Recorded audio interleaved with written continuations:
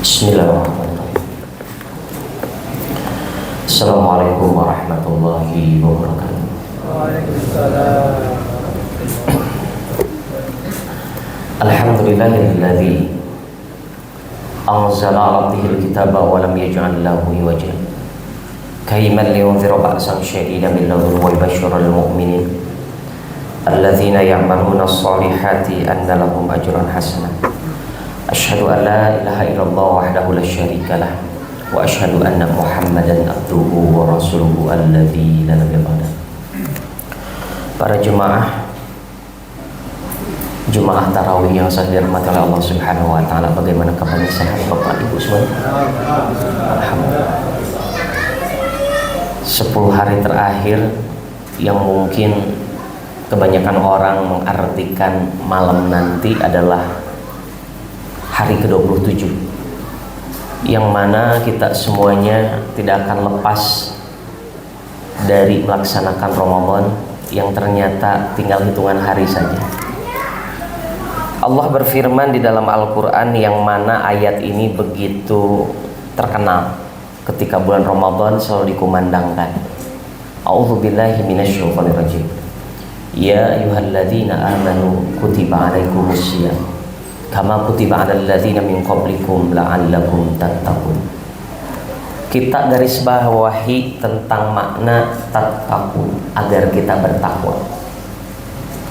Kalau kita memahami segala apa yang diperintahkan oleh Allah, baik bersyukur, baik bersabar, baik bertakwa, ternyata konsep syukur, sabar, takwa atau perintah-perintah yang lain itu adalah sebagai proses, yang mana orang-orang yang disebutkan bersabar, sebenarnya sabar itu bukan hanya di dunia, tetapi sabar itu bagaimana sakaratul maut pun kita masih tetap bersabar.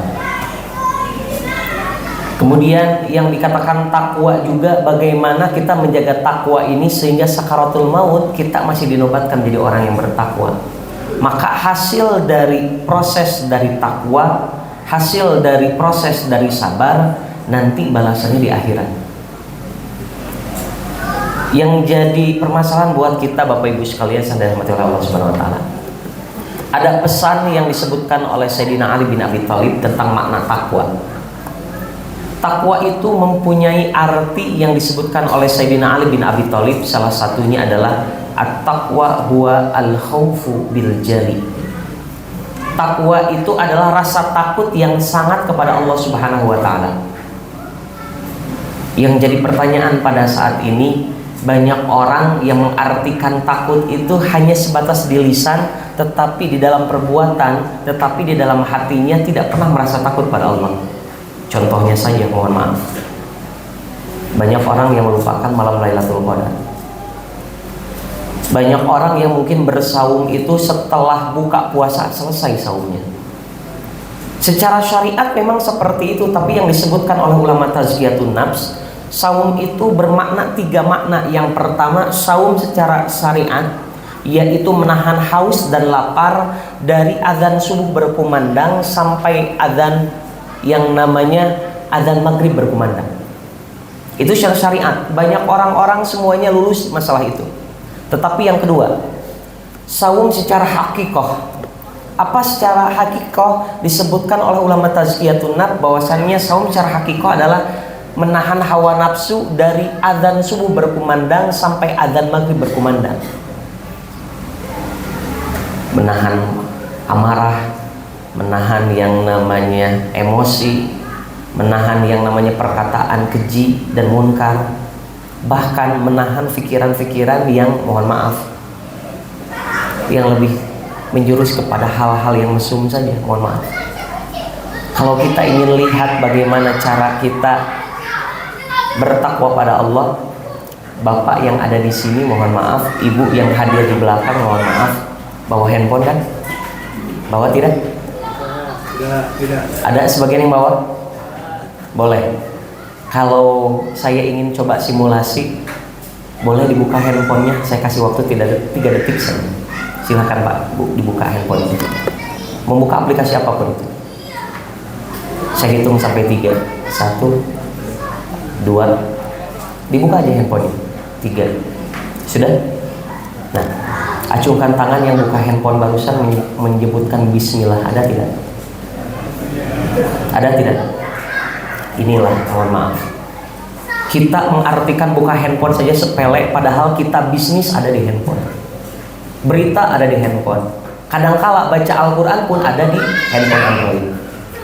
Membuka handphone saja tidak menggunakan bismillah, maka kalimatnya adalah aktivitas kita tidak mengikut sertakan Allah, berarti tidak ada kata istilah takut kepada Allah.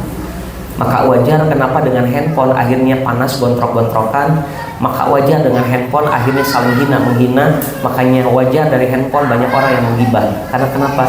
Tadi membuka handphone pun tidak mengikut sertakan nama Allah di dalamnya. Yang kedua, makna takwa yang disebutkan oleh Sayyidina Ali bin Abi Thalib yang kedua adalah al-ittiba'u bisunnati Nabi Muhammadin SAW, yaitu mengikuti sunnah-sunnah Rasulullah SAW. Contoh saja, di dalam yang namanya hukum Islam ada halal, ada haram. Maka orang-orang terbatas hanya kepada halal haram saja. Sehingga bagaimana caranya mencari pendapat ustadz-ustadz yang membenarkan segala perbuatan kita, bukan mencari kebenaran. Beda makna pembenaran dan kebenaran. Sehingga kita mencari dalil bagaimana amalan kita itu dibenarkan, dan mencari referensi ustadz-ustadz yang membenarkan apa yang kita lakukan. Karena konteksnya hukumnya hanya sebatas halal haram, dengan dalil yang hak, yang batil. Ternyata tidak cukup para sahabat membahas tentang halal dan haram, tetapi disebutkan di sana, kalau yang halal cari halal yang barokah, kalau yang haram meninggalkannya adalah cari yang haram yang dapat melahirkan keberkahan. Maka kalimatnya pada saat ini kita memahami hukum Islam ada halal, ada haram, ada sunnah, ada makruh, ada mubah. Kita garis bawahi saja Bapak Ibu sekalian. Takwa memahami tentang hukum Islam ini saja. Halal haram sepakat semuanya jelas, hukum halal, hukum haram. Tetapi masalah sunnah saja, banyak orang yang mengabaikan kalimat sunnah. Kenapa? Tahajud saya jarang dilaksanakan. Karena apa? Mengartikan sunnah itu adalah yang dilakukan dapat pahala, yang ditinggalkan tidak apa-apa. Ternyata berbeda dipahami oleh orang-orang yang takwa. Kalau yang takwa disebutkan, yang sunnah itu dikerjakan dapat pahala, ditinggalkan rugi.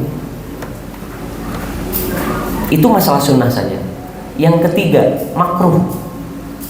Makruh itu arti kata secara bahasanya adalah dibenci. Banyak orang yang mengartikan makruh itu adalah ditinggalkan dapat pahala, dikerjakan gak apa-apa. Ternyata makna makruh menurut orang-orang yang bertakwa adalah ditinggalkan dapat pahala, dikerjakan dibenci oleh Allah.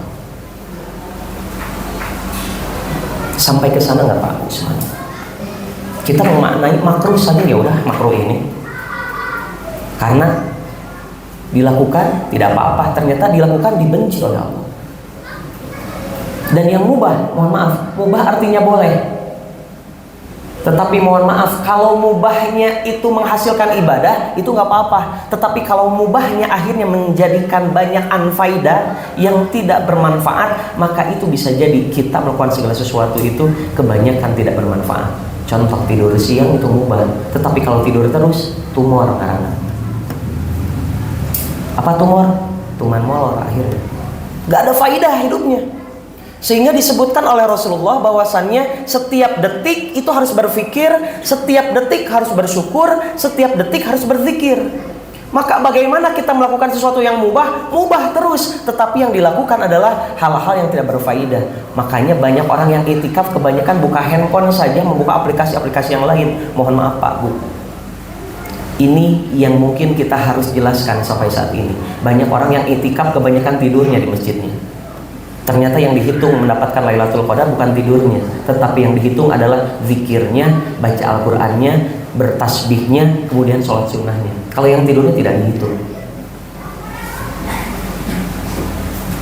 Maka yang terjadi pada saat ini di malam ke-27 ini, jangan sampai kita meninggalkan malam Lailatul Qadar dengan banyak bertidur, dengan banyak istirahat. Mohon maaf, gunakan itu semuanya untuk benar-benar berkhalwat dengan Allah, untuk benar-benar bercinta dengan Allah, untuk benar-benar memahami bahwasanya 10 malam terakhir ini inna anzalnahu fi lailatul qadri khairum min alfi syahr. Yang mana? Yang ketiga adalah tanazzalul malaikatu warruhu fiha biizni rabbihim min kulli salamun hiya hatta matla'il fajr. Semoga bermanfaat. Dari mana takwa? Yang pertama adalah ketakutan yang sangat pada Allah, yang kedua adalah mengikuti sunnah baginda kita Nabi Muhammad SAW. Itu saja yang saya sampaikan. Mohon maaf atas kekurangannya, yang lebihnya datang dari Allah, yang kurangnya dari saya pribadi. Wabillahi taufiq wal hidayah. Wassalamualaikum warahmatullahi wabarakatuh. Aqimus shalah.